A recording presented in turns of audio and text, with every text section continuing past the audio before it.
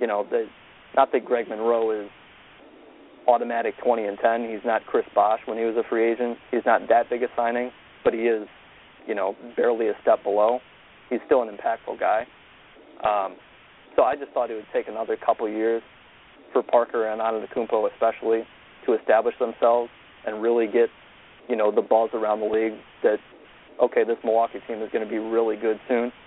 And so I'm surprised it happened this early. But to see Monroe come, when those guys are 20, 21 years old, it speaks volumes that Milwaukee already, with being a 6 seed in the East, can pull guys like Monroe and, take them away from teams like New York and LA.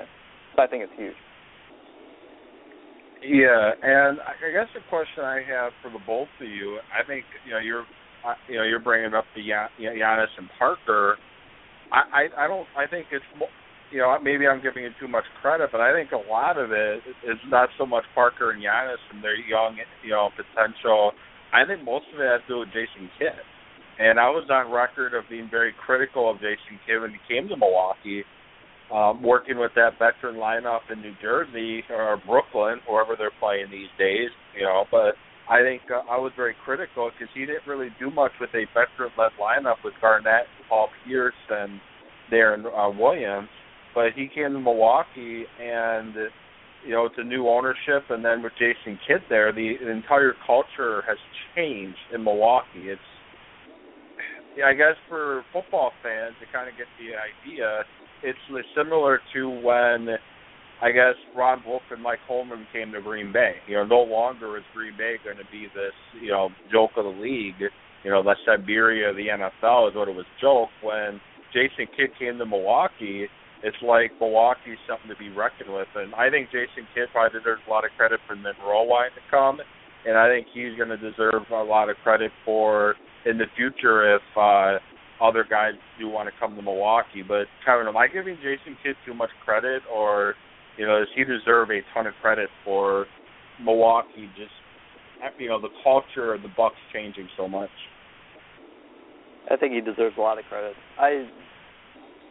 Personally, I think with professional sports that coaches may get a little too much blame or fame depending on what happens with the team and how good they, end up being by the season's end.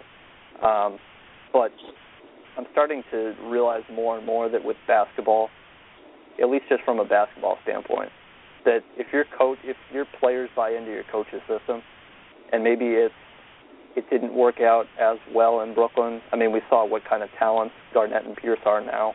They're not even close to the players that they were, and I'm a Celtics fan. Paul Pierce has been my favorite player for 15 years, but they're nowhere near what they were. Jason Kidd couldn't make Brooklyn great just because of the talent they had.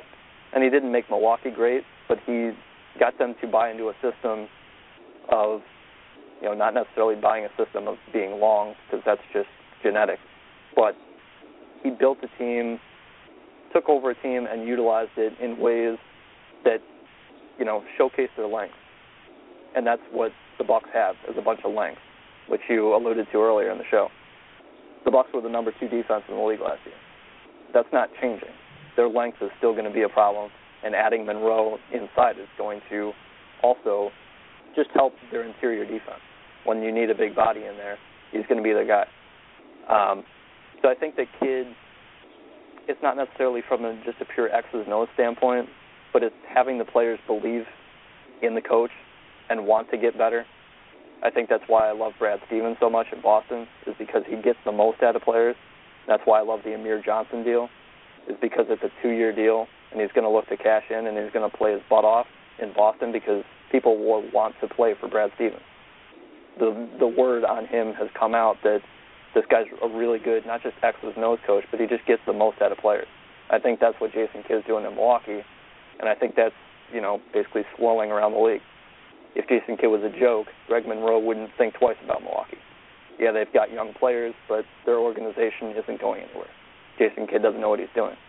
That's not the case. Kidd knows what he's doing. That's why Milwaukee had the number 2 defense in the league last year. So he knows how to coach, and Greg Monroe and his agent, whoever, helped him choose Milwaukee, they understand that the culture's changing and the Bucks are young, they're getting a new arena, new uniforms. There's nothing, there's no downside to Milwaukee right now.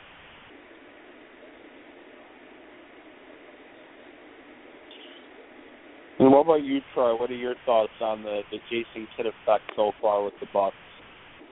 Well, like you, buddy, I was maybe even more critical than you. I think you were probably a little nicer about it. I was pretty adamant in bringing up the point you did.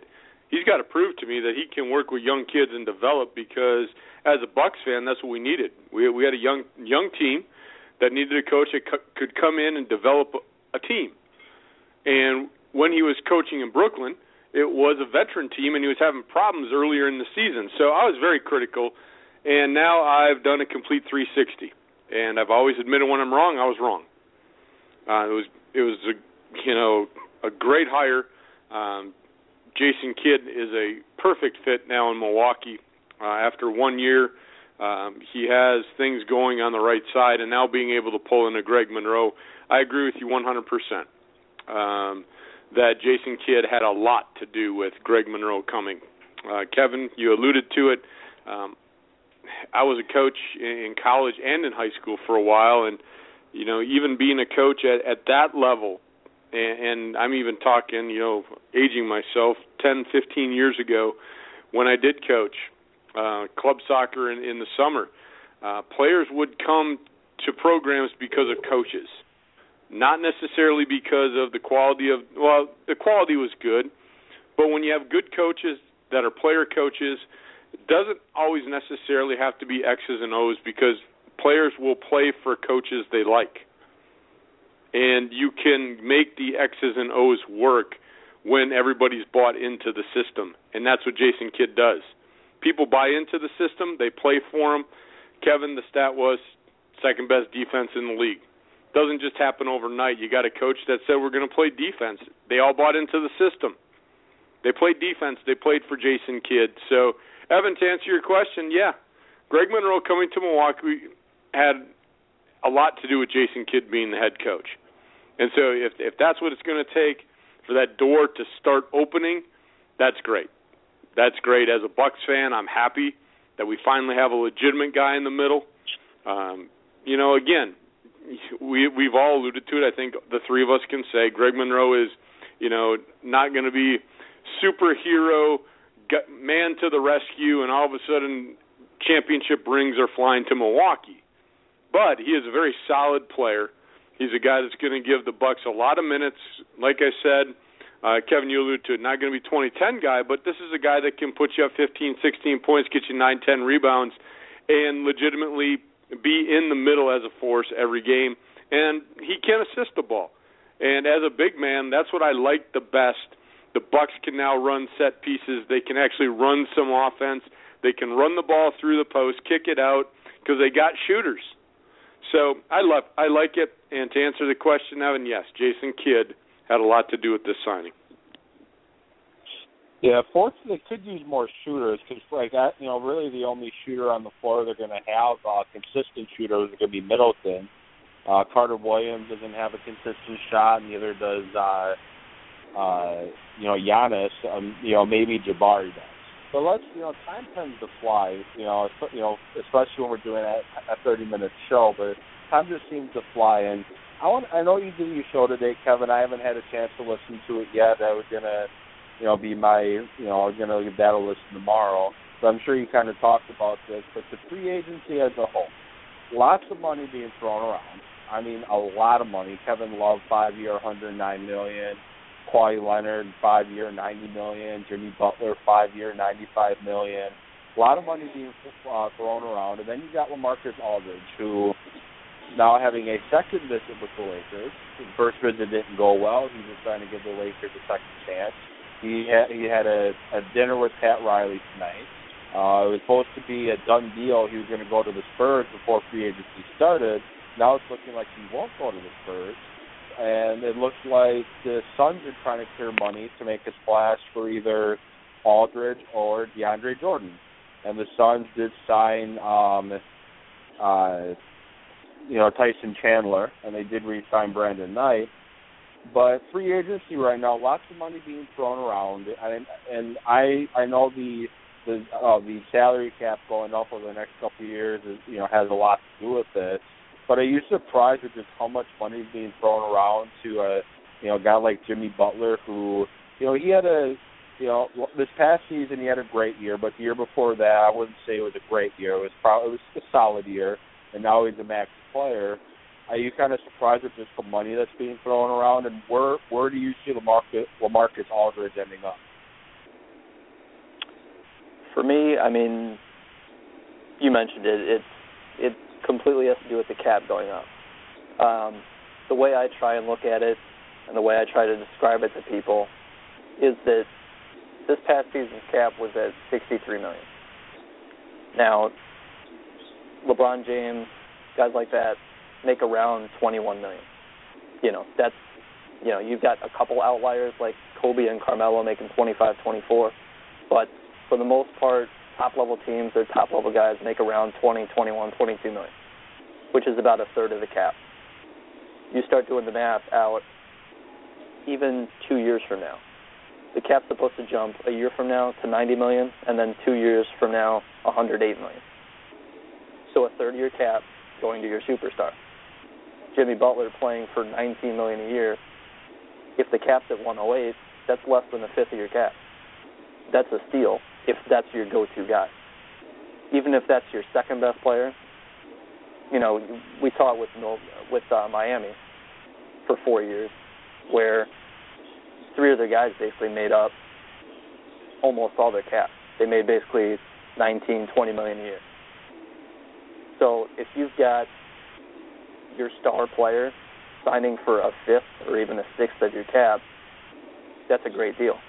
Even Anthony Davis making $29 million a year starting a year from now, it's going to easily be worth it because he won't even be making a third of their cap. It'll be close to a fourth. So you have to look at it that way and how much these players are really worth in regard to your team cap and how much you can spend. Short response to your question is no, I'm not surprised. And I think that basically 80% of these deals have been good deals for these teams. Some teams are paying 23, 24-year-olds, like the Bucks deal for Chris Middleton, $14 million a year. This next season, maybe he's not worth 14, maybe he's worth a little less. But 2 years from now, 3 years from now, 4 years from now, that's going to be a joke of a contract. It won't be Stephen Curry-like because Curry's an MVP, but it's to that level where it's a clear bargain on what Milwaukee's going to be getting from Chris Middleton.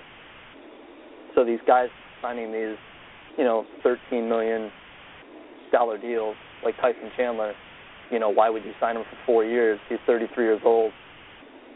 Well, in years 3 and 4 of his contract, when he's older and not that good, he's only going to be making around a ninth of their cap. So it's not that big a hit. He's being paid to be their 7th best, 8th best player. So it's not that terrible of a deal. They're trying to get his services for the next couple of years while he's still really impactful defensively. So, again, in short, I'm not surprised with these guys landing, 4-year, 5-year deals. I'm more surprised at the amount of guys that are willing to do it, like Kevin Love. I understand the injury factor always being there and being secure with a 5-year deal. But if Kevin Love wanted to wait and he signed a 1-year deal with a 1-year option after that for himself, then he could cash in and make $25, $28 million a year, or a deal like Anthony Davis is going to sign for $29 a year, if he wants to be a max guy elsewhere. So just because you're signing a max deal now for $20 million, that's not necessarily a bad thing for that team giving that contract out because of how much the cap's going to jump. So if you can get these B-level players like Wesley Matthews, Robin Lopez, they're not huge difference makers, but if they're making up a 5th or 6th-year cap, in the end, that's not a huge hit. So I'm not surprised by it. Anything to add there, Troy? I know we're running out of live time. Anything else to add before we wrap up the show? No, I always love having Kevin Cunningham coming on. We call him our basketball guru here on the Red Light Sports Network. Andy is also the managing editor of Internet Content. So for all of our NBA fans out there, make